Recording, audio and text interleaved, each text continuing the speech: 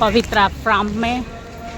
ये है मेरे जेठानी, आगे मेरे जेठ जा रहे हैं, मेरे हस्बैंड और ये उनके दोस्त लोग।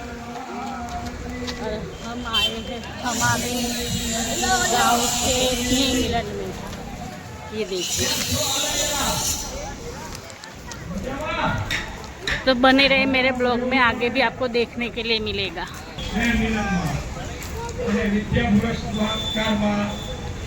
स्वागत करूँ छू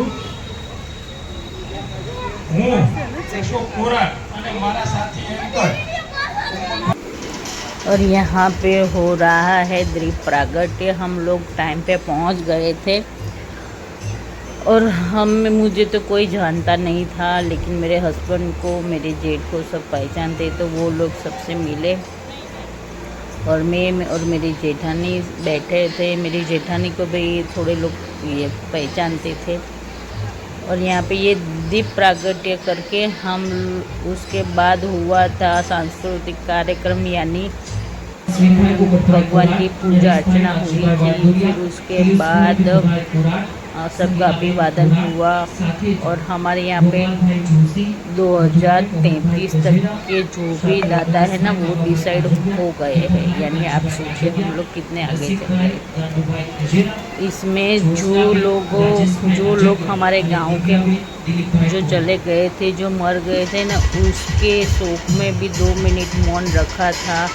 जन गण मन वो भी गाया था। यानी ऐसा नहीं था कि हम भारतवासी हैं, तो सबको, अपने गांव को भी रिप्रेजेंट कर रहे थे, अपने भारत को भी रिप्रेजेंट कर रहे थे। इसके साथ ये पूरा कार्यक्रम एकदम बढ़िया वाला बनाया गया था।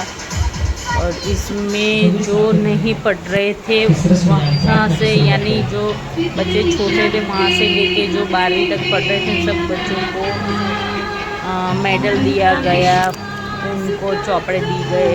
यानी उनको अलग अलग प्रकार की जो उनकी ज़रूरत रहती है वैसे उनको गिफ्ट दिए गए। और पूरा कार्यक्रम हमारा ऐसे ही किया। हम लोग 6 बजे के पहुँचे थे, तो आई थिंक 8 साढ़े 8 बजे तक, 9 बजे तक आई थिंक हम लोग 9 साढ़े 9 बजे वहाँ से हम खाना वाना खा के फ्री होके निकले थे।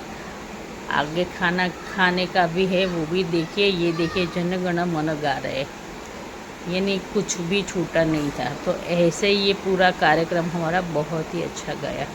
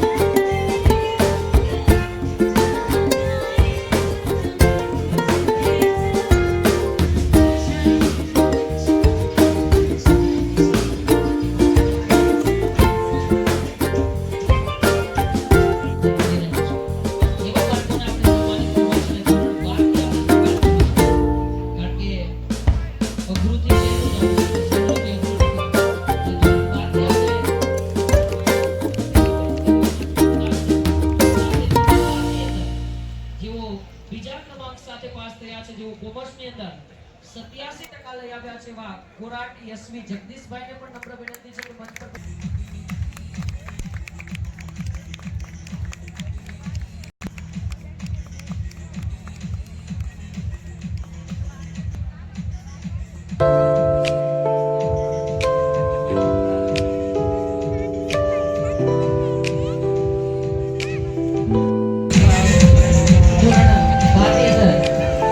અન્ય જે બાળકો ખૂબ સારા માર્ક્સે પાસ થયા છે તેઓના નામો જણાવો.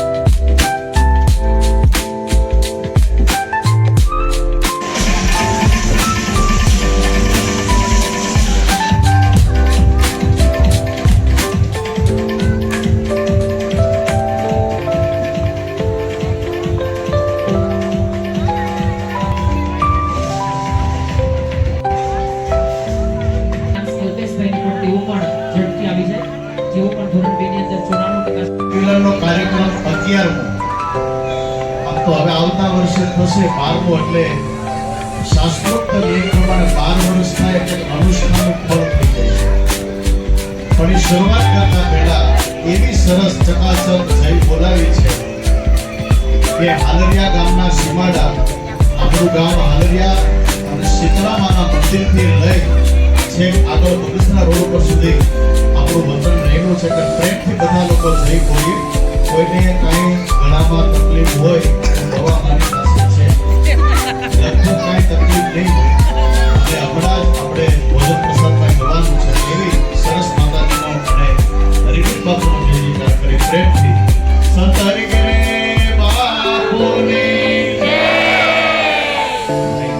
આ હરિનો અવાજ જ નથી. 90% હોય છે, 10% બાકી છે. હજી એક આપણે ક્યાં દિલ આપવું છે પ્રેમથી શ્રી ખોડિયાર માત કી જય. 99% અને 1% મારા બાપુને બાકી છે. પૂરું કરી દો. હાલો. શ્રી ખોડિયાર માત કી જય. નમઃ પાર્વતી.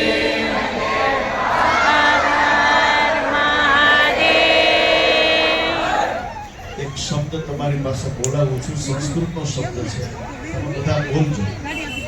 બોલો. જનની જનની જનની જનની જન્મભૂમિ જન્મભૂમિ સ્વર્ગા સ્વર્ગા તપી કપી અસી. અસી. તમને ખબર છે જનની જન્મભૂમિ વાત કરી આપણે હાલરિયા ગામનું જ અત્યારે સ્નેહ મિલન છે. એટલે વિશ્વના કોઈ પણ ખૂણામાં આપણા વ્યવસાય ક્ષેત્રે આપણે જોડાયેલા હોય ને કોઈ પણ ખૂણામાં હોય તો પેલો રામચરિત માનસમાં એવો આ શબ્દ લખવામાં આવ્યો છે કે આપણને આપણા ગામનું ગૌરવ હોવું જોઈએ. રાઈટ. ગમે એટલું વૃક્ષ મોટું હોય, વડીલો બેઠા, ગમે એટલું વૃક્ષ મોટું હોય, આપણા વડીલો એવા હતા ગામડાની અંદર કે બપોરનું ટાણું થાય, 12:30 થયું હોય, જમવાનો ટાઈમ થાય, દરવાજે કોઈ પકડાવે કે ફલાણા ભાઈ છે તો જમવામાં 2 જણાની રસોઈ હોય તો ગરદની ઊભા થઈ જાય, ફલાણો મારા ઘરે આવ્યો, આ મારો ભગવાન આવ્યો, મારો બાપ આવ્યો, એને જમાડો. એનું પેટ ઠાર્યું હોય ને સાહેબ, એનો આશીર્વાદ એ આપણે બધા એનું ફળ અત્યારે આપણે ખાઈએ. ગમે એટલી સંસ્કૃતિ. અને વિભુદાનભાઈ ગઢવી હમણાં 2 દિવસ પહેલા જ અમે ભેગા થયા હતા, ત્યારે બહુ સરસ વાત કરી કે સંપત્તિ કદાચ મહેનત કરશો, પરિશ્રમ કરશો તો સંપત્તિ મેળવી શકશો, પણ સંસ્કાર તો આપણા વડીલોએ જો બીજ વાવ્યા હશે તો જ આપણને મળશે. એટલે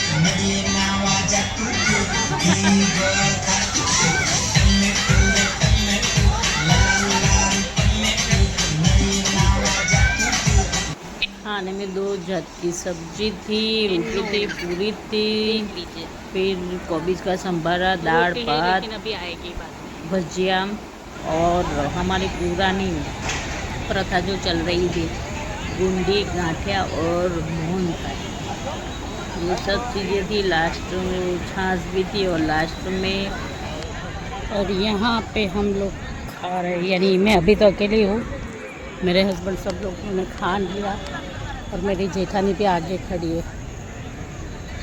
तो इसी ब्लॉग का यहीं पे एंड करते हुए बाय बाय, गुड नाइट, जय श्री कृष्ण, राधे राधे।